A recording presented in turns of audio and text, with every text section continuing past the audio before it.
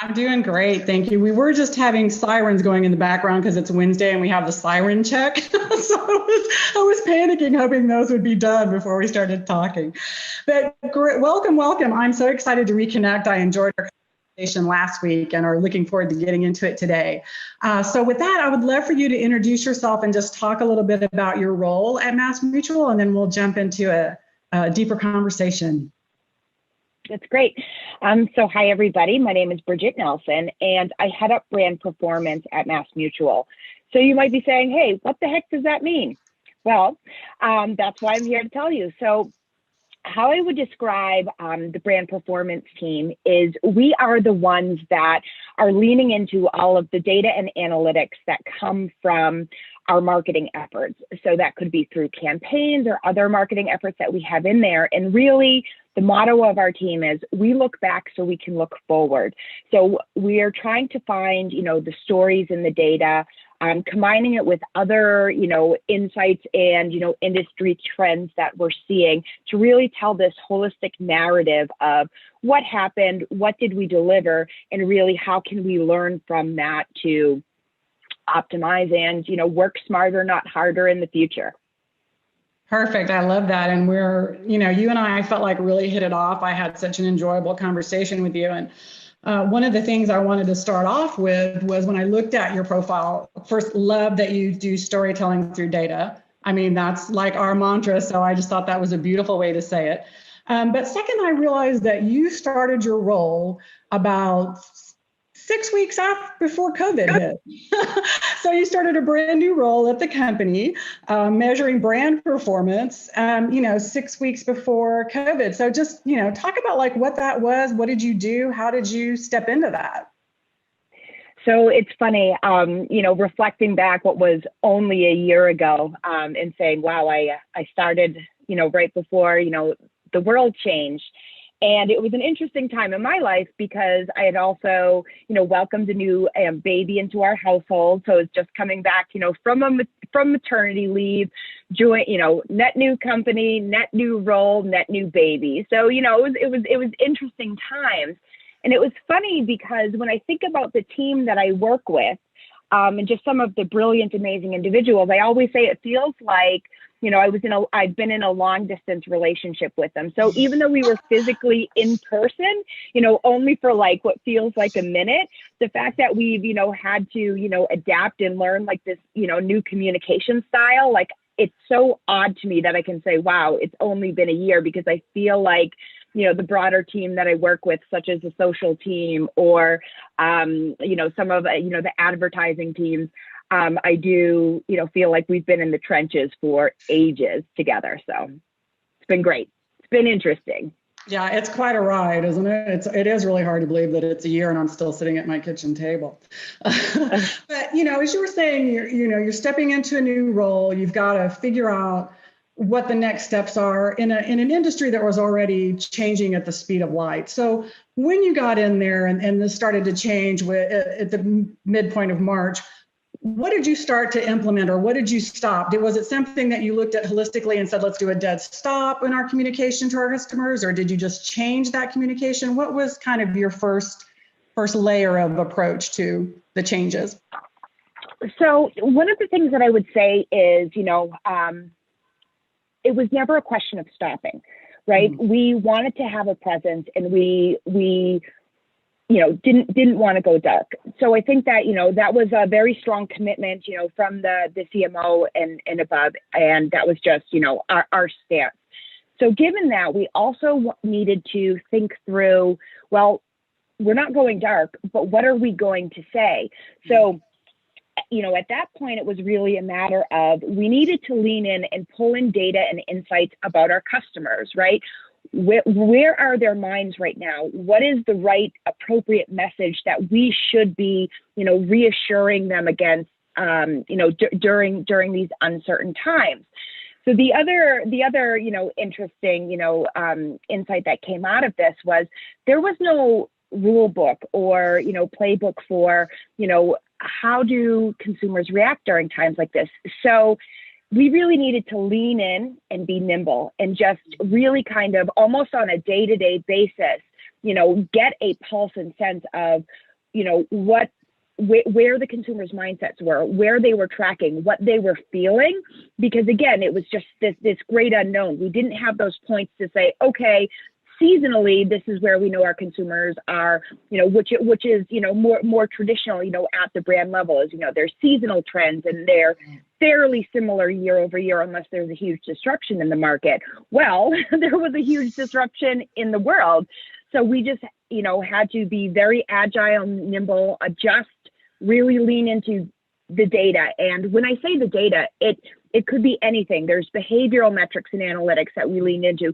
There's the consumer insights and sentiments that we really had to, draw on to, create that point of view, in warp speed, on that day-to-day basis. Yeah, definitely. And again, that's part of the interesting change, I think, from the traditional world set that we were in of, you could plan a year out or a month out or 6 months out, which really has just changed fully our approach and how we have to think about markets and audiences. So having said that, some of the changes in the way that you're looking at your audiences, talk to me a little bit about how you're defining those audiences now. Are you looking at different audiences across the funnel? Kind of what's your thought about the audience approach? So I think for us, it really starts with, identifying, who is it that we're going after and having a deep understanding of them. So we want to, walk through their shoes, right? So at, the highest brand level, right, we're really leaning into understanding what is the, business goals of MassMutual and who should we be talking to. So, given that, it's in the financial services space, we have, certain kind of, attributes that we look at on that consumer. And again, we have finite budgets. So, we really need to steer away from this idea of spraying and praying and being almost surgical and thoughtful about starting with that audience. Who are they and where are they? And then how can we, be smart about, specific placements that really speak to them versus, again, spraying and praying. Like, we're not Walmart where, everybody's going to come in. We have to be, selective and smart so that each dollar we spend, we are trying to maximize the value of that dollar. And that's, at the channel level, at the creative level, having, the right message out there to them to then, start the conversation, with us, again, at the brand level. Yeah, it makes total sense. And I think, having those changes and seeing how effective that's been for you in 2020 by really leaning into those audiences and those definitions and behaviors and being thoughtful about what's that message, how's the messaging.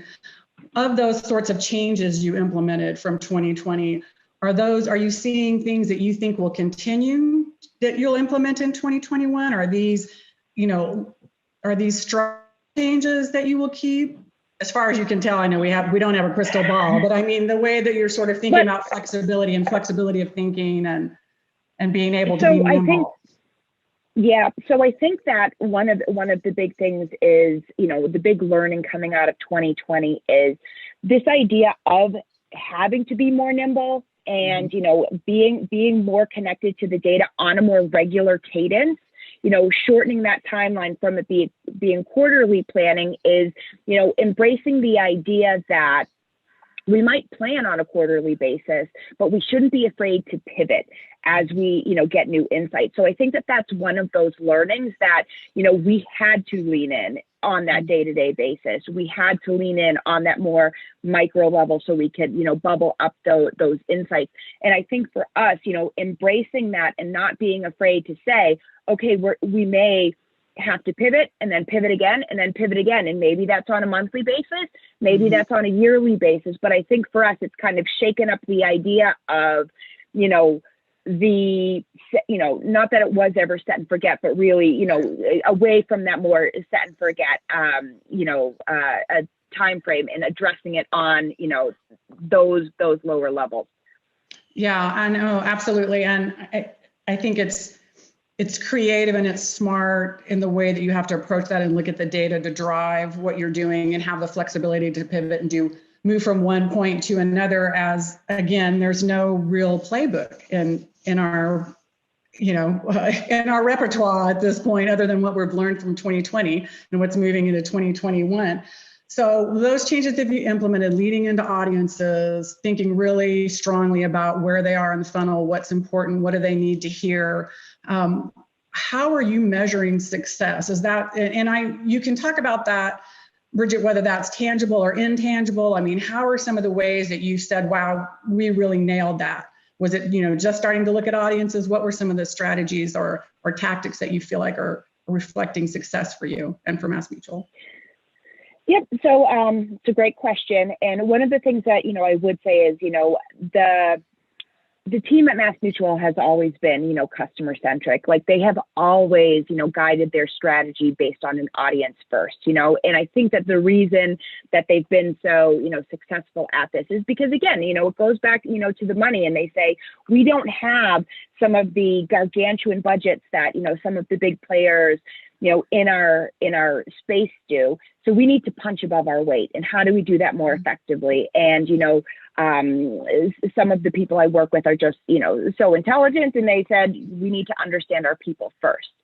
So I think in terms of, measuring success, we do that via a couple of different vehicles. And that's, with some of the behavioral analytics, it's, thinking about, web traffic, it's thinking about, form submissions, or, some of the more, traditional lower funnel methods.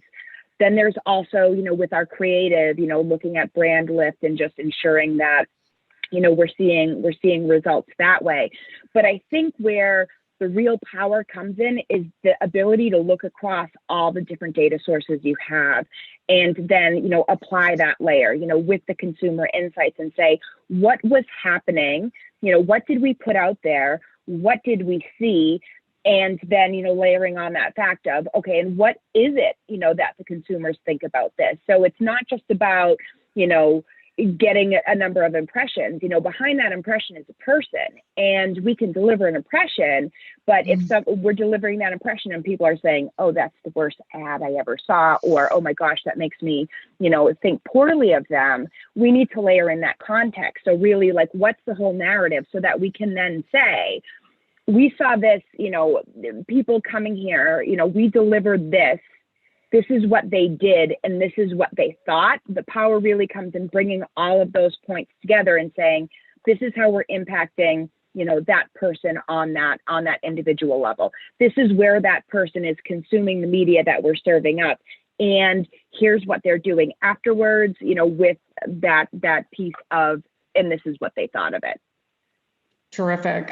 So really getting super precise about what you're doing, and then looking at various KPIs for impact, whether that's some of those tangible ones we're talking about, web visitation and so forth, or if it's just sort of a reaction, a behavioral reaction, or an emotional reaction to the messaging.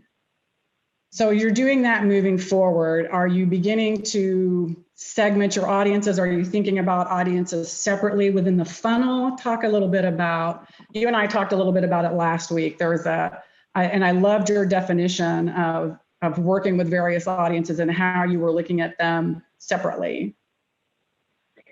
So I think one of the, the biggest, things that we need to lean on is, depending on where someone is in the funnel, we'll traditionally reach them via different channels. So, with that being said, I would say the more data we have and the more we're able to lean in and cut that, we can also challenge that. We can blow that up. So, in a more traditional sense, it was a matter of, okay, if you start with awareness, some of those upper funnel tactics have been, traditionally your TVs, your radios, really kind of opening the conversation. With some of the data that, we now have on our hands, we can flip that on its head and say, okay, yes, it definitely delivers on that. And, we're seeing it impact, this KPI, or we're seeing it drive this traffic, or whatever that, specific objective we have aligned on as, what a measure of success is for that. From there, we can then say, okay, layering on those audience insights, and we say, okay, just say hypothetically, we want to speak to women, right? If we're able to look at, them and say, where are they watching TV, and what is the reaction it's eliciting, like on the TV channel level, we could say, actually, Bravo is great for opening the conversation with women, Bravo, the TV channel, but when a woman is watching Bravo, and again, I'm just making this as an anecdotal example, we may be able to say, okay, when a woman is watching Bravo, the most we can expect from that placement on that channel is for her to know our brand's name. It's really great for awareness. However, because of that customer journey, she's just turning on Bravo for some popcorn for her brain, and she's really just like, give me some trash and I'm just going to watch it. Not that there's trash on Bravo, but for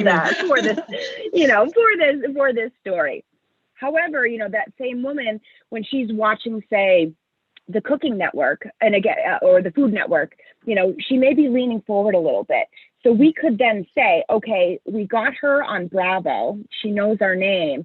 And because she's leaning forward a little bit more when she's watching the Food Network, maybe that's the time that we think about, teaching her about, where to go and buy, or how to kind of impact, her within the funnel differently than with a different TV placement. So it's really about kind of thinking through that customer journey, what they're doing where, and we're able to take some of these traditional methods and use them differently. I think the other thing that I would, layer into this is even just within the TV industry, how you buy TV now is evolving and changing. So it's not just, all linear, this is, you pay this is what you get. It's more, with some of, the connected TV and, the ability to actually buy against audiences is actually, catching up with, how the industry is thinking and how that customer first focus is.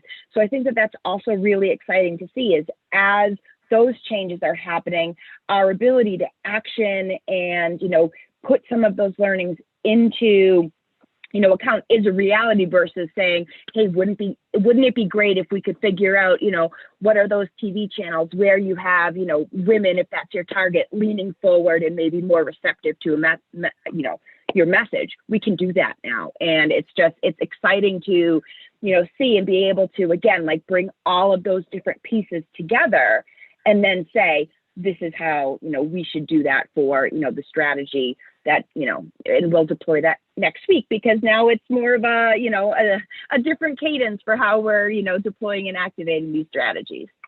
Yeah, that's a beautiful thing. And I think, the industry, we're trying to catch up to allowing to do that, which is a lot of the work that we do at my company. But once you're able to implement that and you're seeing the success metrics that you mentioned and looking at the gains you made from that, and you touched on a little bit, but I wanted just to kind of get a flavor a little deeper on how are you thinking about the cadence of that? Like, how often are you having to, or are you looking at that data? What's that time period like for you? Because I know that's kind of a challenge for a lot of us, the pace of the data, how far in advance do I react on the data? How are you managing that? Yep. So again, not to be super ambiguous with my answer, but I think it also depends on the channel. I think it's a matter of, you don't want to act too early because you haven't reached critical mass, but it's also layering in the fact that, with channels like TV is you've got to build up the frequency first before you kind of, get real build on that. So if you pivot too quickly, you may have not hit the frequency levels yet, for you to be seeing, the real gain. So I think it's, there might be a longer time on that. Whereas with some of the digital channels where, you have more of, A/B testing capabilities that you can just deploy it and iterate almost in real time, I think it's a matter of you're able to do that, at a quicker pace. I think the other thing is layering into like what your objectives are and what your goals are. If you're trying to hit, just say, Q1 sales targets and, there's only, we're in February now, there's only, a month and a half left in Q1, you might, need to be, making some of those adjustments quicker. If it's, a higher level campaign where you're setting your targets, at an annual basis and you have, past seasonal insights to say, this is a time period when a lot of people are, they've set New Year's resolutions and they're doing their financial planning and they want to get better at that. that might be a time to kind of lean in and do that. So while I'm not saying we throw out everything about, seasonal insights, before, it at least is a starting point for helping us set kind of like those gauges and say, how should we be thinking about this at the highest level? What is realistic for a time frame, on this specific channel to be maybe making some pivots or adjustments so that we can, get the business to where we want it to be. Yeah, so it sounds like just with pretty much everything else that we're dealing with, there's no consistent one answer, right? It's changing and evolving as you're seeing the data and you're seeing, to your point, finding that mix of the right level of traditional understanding, channel, audience, all of those things that come together in the perfect storm, right? And then add on, the layer of complete unknown and, things changing on a daily, weekly, moment by moment basis of engagement. It's no short challenge for our industry or yours for measuring brand It's performance. funny. You kind of stepped into the perfect storm. Hearing you say that, I'm like, wow, there's a lot of plates in the air. And it's funny because I don't always think of it necessarily as like, this crazy thing, like that's how my brain works. But now I'm like, wait a second, that's crazy. It's a lot. And it's interesting to me. That's what was so fascinating and interesting to hear the perspective and the way that you're approaching the market, because, there 2 or 3 years ago, you really couldn't approach the market that way. So, just the change in the industry and the data that you're seeing and the way that you're able to optimize and take a story from that to build your presence is, such an evolution. And then this pandemic, I think, has just fast forwarded us so quickly to try to figure that out and maintain some pattern, which is really getting harder and harder to do. Change is becoming the only constant. So sounds like you've really mastered that. You guys have a great understanding at Mass. You know who your audiences are and how you want to speak to them. Is there a lot of, or any back and forth? Is the data informing a lot of your creative as well? I mean, it sounds like you have a lot of behavioral insight. So how is that playing into the messaging that you're doing? So that's absolutely key for, part of it is, having that understanding of the audiences, what are their motivations, what are their desires, but then also overlaying, the fact of what do we want our brand to be, right? So all of those pieces have kind of come together and saying, this is what we want to provide. This is what we want to, do, having vetted that and ensuring that that's, a resident message with that audience, but then also, layering in the fact of, not just setting that and forgetting it and putting it on a shelf and just, having that as a tagline in the creative, the team, the creative team really kind of immerses themselves in that. What is a way that we can take these learnings? Like, again, I'll give a random example, but, if we know that, having stability, right, is a huge driver in the financial spaces. You don't, people get scared of volatile markets, obviously, like it's your money, it's a really important thing. So for us, that, is part of, one of the pillars of our brand is, the strength and stability, that we have and, MassMutual has had over their long history. And then, the creative teams really kind of, wrap that through, bring those threads through, in all of the creative, because again, it's one thing for us to say MassMutual is a, strong and stable company. And then, we need that to be reflected in the creative, because that's who we are and we're that way, and ensuring that that's the message we're putting to the right audience. And it has been vetted. It has, it does resonate, and ensuring that that's, woven through. So I think that that's, another piece is just ensuring that we have that regular, pulse of, with our consumers and understanding, it's during the early days of the pandemic when that was something that, it needed reinforcement, because, even if you had people who were confident in, their money, like, and how they manage it and, their mindset towards it. The fact is, up was down, and it still kind of is, but just making sure that we're reestablishing and reassuring, and, you know, what were the fears on the minds of not just everybody, but the, you know, our specific core target, and ensuring that that's being, you know, amplified and, you know, woven into, you know, all of the creative is definitely part of the process.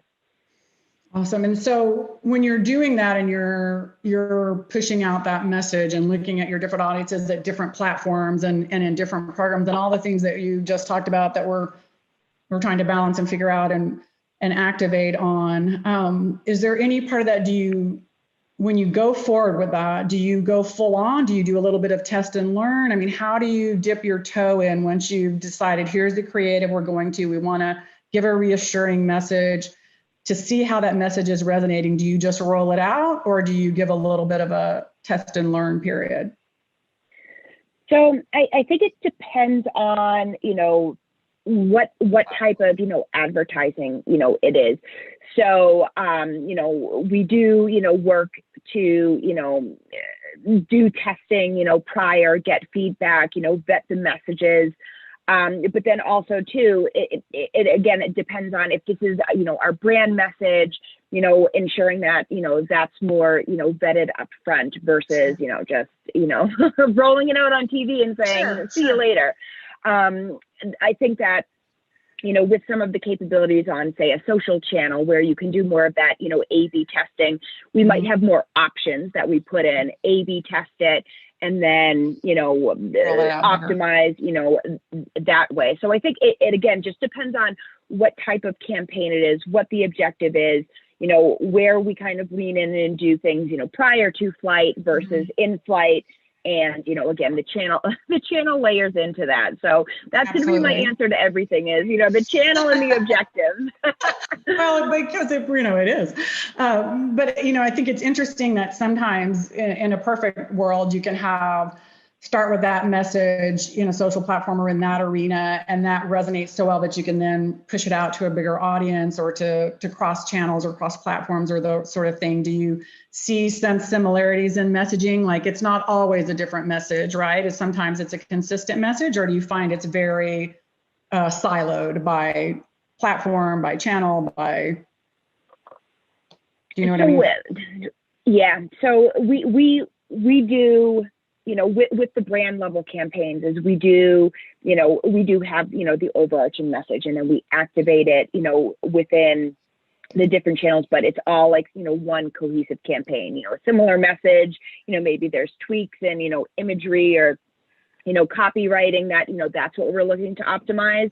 And then I would say is, you know, outside of, you know, some of, you know, the brand campaigns, when we have, you know, specific arms of the business, you know, running other campaigns, you know, for different objectives, is we also, you know, try and weave, you know, that in, and, you know, ensuring that there is a consistent experience when a consumer is receiving a message, you know, from MassMutual. Because, you know, the reality is, you know, I, Bridget Nelson, am a consumer. My role might be that I'm, you know, the head of some, you know, financial services, institutional, you know, company. So I might see, you know, messages from different arms of the business, you know, from MassMutual. But I'm also watching Bravo, you know, at nighttime. So just ensuring that, you know, it's that cohesive, you know, one voice, so to say. We do ensure that is, you know, baked in, so to say. Yeah, no, and it sounds, you know, it's super interesting to me and very smart to the approach that you've taken and are implementing. And I loved your analogy about, you know, if you're in a certain, it could be the same consumer, the same audience, but they're in a different mindset at a different time, right? So if they are watching their program that they just, to your point, want to eat popcorn and relax, and they don't want to think about that, they could maybe see that same message later on. I think you said, like the cooking channel, when they're leaning in and more open to just receiving that message. So that was kind of where my head was thinking, like, you know, sometimes it is the same message, it's just a different area. Sometimes it's a different message. So again, more plates in the air. It's going to keep you working for a long time, though. Right. And then the other, you know, complexity to this is, you know, think about, you know, 20 years ago when, you know, 20 years, maybe it's 30 years ago, gosh. But, with mobile phones, right? Yeah. People now just aren't watching TV. You're not gathering your family together and watching, Friends and Seinfeld on NBC on Thursday nights. That's what I do with my family. It's a matter of, even if you're all sitting in the same room, you might have the TV on, but you also have your phone on, and your husband's also browsing on the iPad. So that idea too of, again, layering in that customer experience, and, it might be the same moment, but, making sure that those cross-channel communications with the behavior that consumers are exhibiting are also kind of, you could be hitting a consumer, while they're watching your TV show, they could be seeing your mobile ad. So it's also just, ensuring that that deep understanding of the consumers, what they do, how they engage, but what else they're doing at the same time, because then you can, wrap around a message, or, there's a matter of, if someone did catch it on Bravo and, you opened the door with awareness, and then they're seeing something, on a social media channel, there's maybe a lower funnel action there. So again, it's kind of piecing these narratives and use cases together based on where the consumer is, how they think, and what they want to hear. Not what they want to hear, but, Right. that reassuring message, throughout, I think, is also another, tactic to deploy on that experience track. Yeah, right message, right time. So saying that, when you're thinking about frequency, when you're thinking about reach and those kind of traditional terms of benchmarks that you are still part of the conversation and part of our success metrics, right? Are you, and we solve across, multiple platforms, are you thinking about a specific frequency that you have to hit? Are you still using some traditional benchmarks? And if so, how are you benchmarking things? Are you looking at, long-term frequency goals? Are you looking at worried about too much across the fragmentation? There's so many places to be and have various measurements and their various messages. How are you thinking about frequency? So I think for frequency, it's a funny question, right?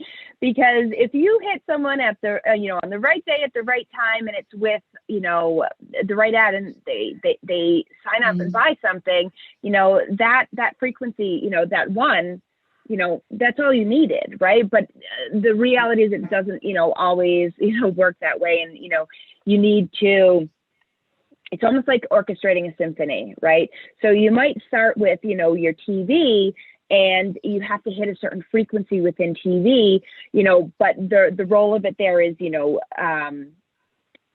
building it up, right? You're opening the door. And then you maybe are leaning on other channels once you've kind of primed the pump, so to say. And I think about consumers as, that, right. So, and then so it could be different via different channels, again, depending on what the customer journey is. So I think for us, the idea of, we may look at frequency, at the channel level, but it's also, going into this bigger conversation of the journey and what the optimal journey looks like and where the consumers are. And that may be completely different based on who you are and where you are. All about the customer journey. So we've got lots of questions coming in. Let me pivot and get some of these questions in. So you talked about punching above your weight class. Can you elaborate a little bit on other strategies you're embracing to do that?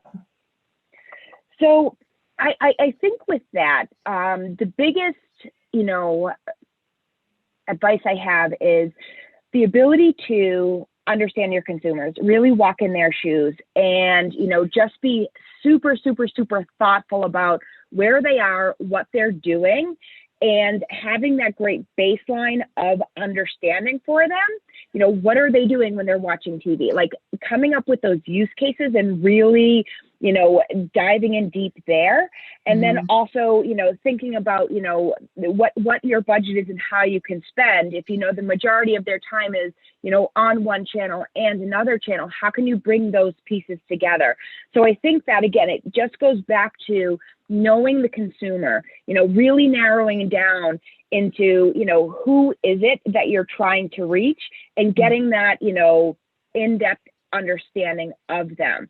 I think the other, a piece of that puzzle is, while, I say narrow it down, you also don't want to go after, a target that's, one-legged lighthouse keepers in the state of Maine, because you might only be talking to 2 people, and that's just going to be, really hard to reach. So I think that it's a balancing act of, narrowing it down to not too narrow, understanding them, and then really building strategies around, getting them the right messages in the right channels with that understanding of what's their experience or what's their journey, what's their mindset at that time. So I'm hearing, to punch above your weight class, you have to be super clear about your audience definition. You've got to be super clear about your messaging, and you've got to be super clear about your environment. So really, as you're doing those 3 plates, that's helping you to target and get a bigger voice, a bigger share of voice than if you just could, as we keep saying, spray and break. If we could just throw it all out there. So we have another question. They wanted to know, who are your agency partners, and what do you do in-house versus outsourced for your media?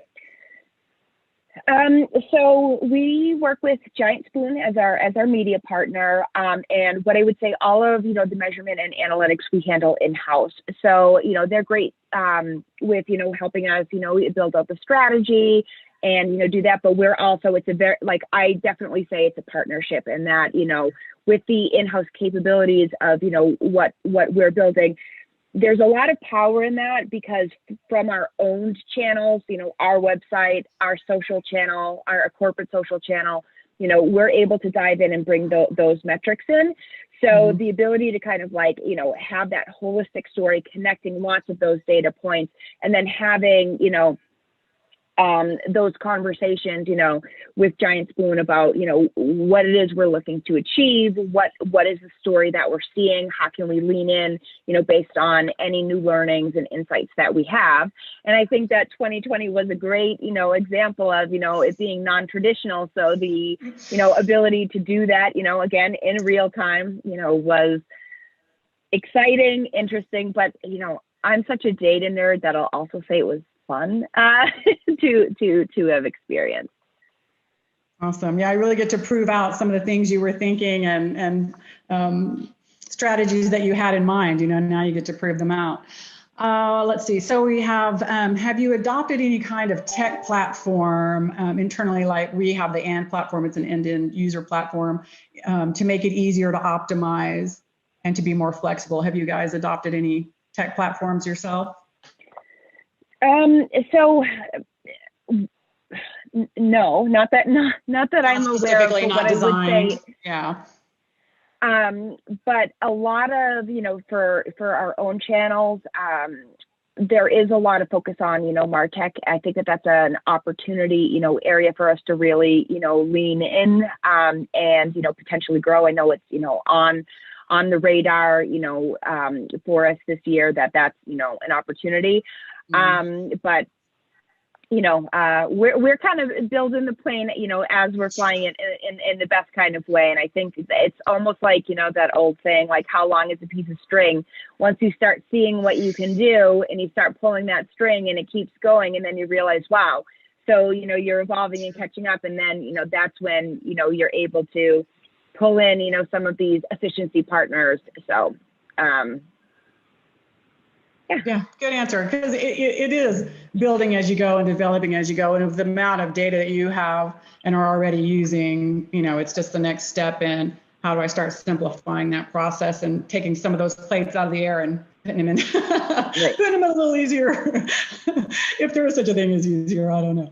All right. So we also have a question that I don't know if you were listening to the previous session, but the previous session with Burger King, they talked a little bit about incremental reach. So finding those people who are underexposed or that you want to move beyond. Do you have a strategy, or have you thought about using or how to drive incremental reach of your audiences?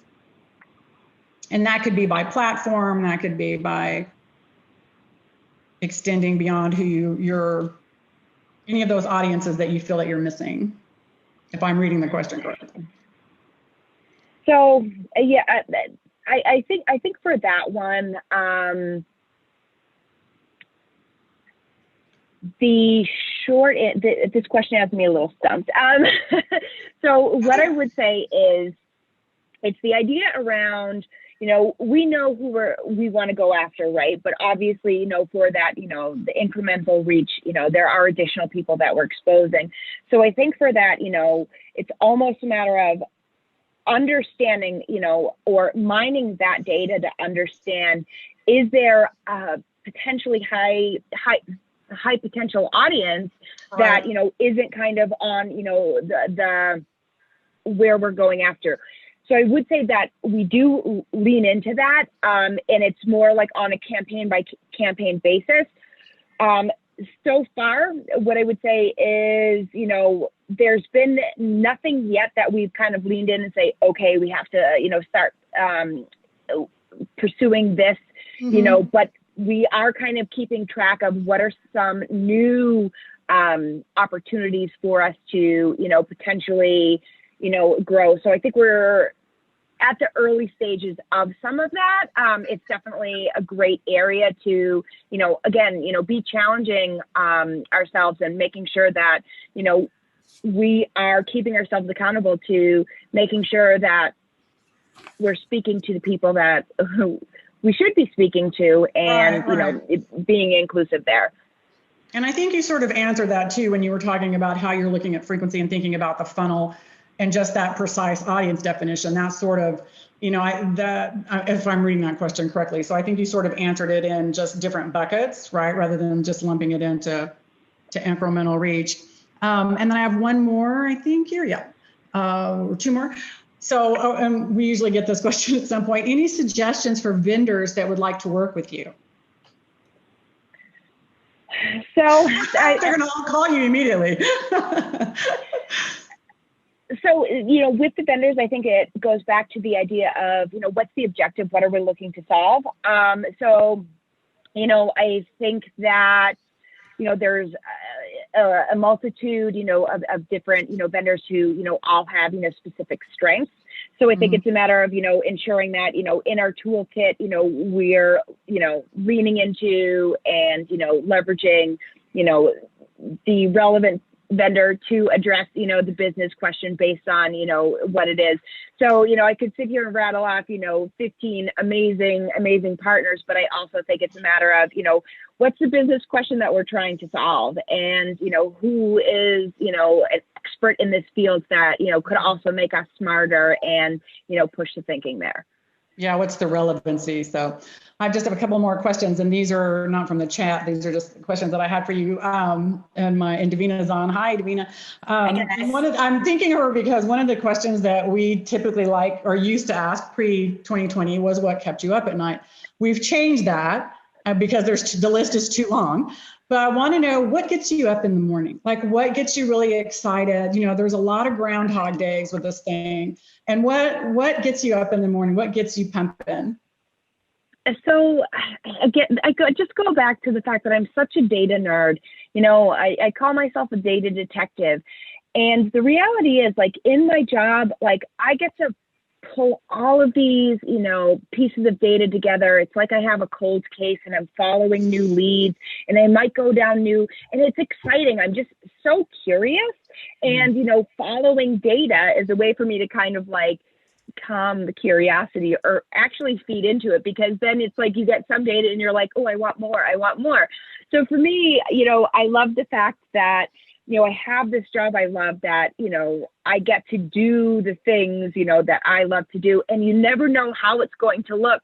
So as crazy as 2020 was, the fact that we were in this kind of like, virgin territory of how do we navigate this? It's like, hey, let's look at some data. Hey, how regularly should we look at some data? So I was, able to do that. And the data nerd in me was just, rejoicing. And again, I say that with complete sensitivity to the fact that, this was a pandemic. I just see it as more of like the opportunity to be discovering new things. So fantastic. Just wanted to make sure that wasn't misconstrued.